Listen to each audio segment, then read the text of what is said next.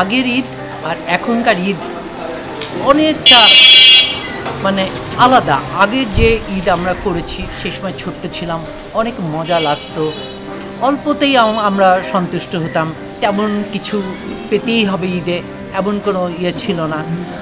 মানুষের ভালোবাসার, মানুষের আদর পেলেই আমরা অনেক খুশি হতাম। আর অল্প একটু সালামি পেলেও সেটাই অনেক বড় কিছু মনে করতাম।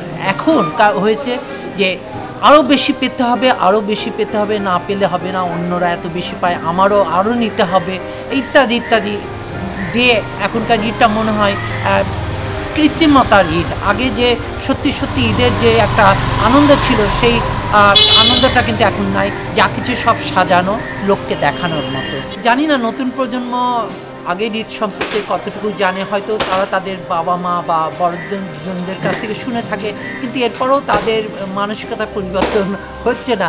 তাদের বিষয়টা হচ্ছে আমার আরও চাই, কিন্তু অল্পতেও তো করা যায়। ওই আরও বেশি পাওয়াটা তো আরেকজনকে যে পাচ্ছে না তাকে দিলে কিন্তু ঈদের যে আনন্দটা অনেক বেশি হবে, সেও আনন্দ করতে পারবে, আর যে যে কিছু পেলো সেও করতে পারবে। এখনকার ঈদ আর ছোটোবেলার ঈদের মধ্যে অনেক পার্থক্য আছে। বিশেষ করে আমাদের সময় হতো কি, আমরা অনেক আগ্রহ নিয়ে থাকতাম যে হচ্ছে ঈদে নতুন জামা কাপড় নেব, ঈদের দিনে ঈদগাহে যাব নামাজ পড়তে, নামাজ পড়ার পরে আমরা হচ্ছে খেলাধুলা করব এবং বন্ধুরা সবাই মিলে একসাথে গল্প করব এবং ঘোরাঘুরি করব।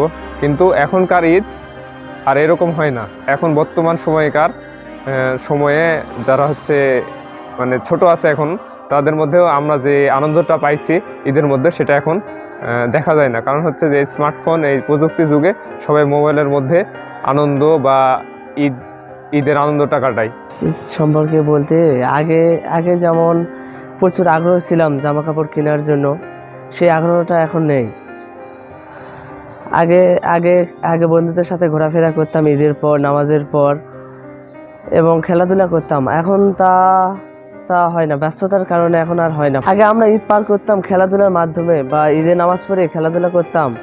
এখন ছেলেমেয়েরা খেলাধুলা দূরে থাক, এখন ফোন নিয়ে গেম খেলে, শুধু গেম খেলে, এবং অনেক নেশাজাত একটু আসক্তের মধ্যেও ঢুকে থাকে ছেলেপেলেরা এখন।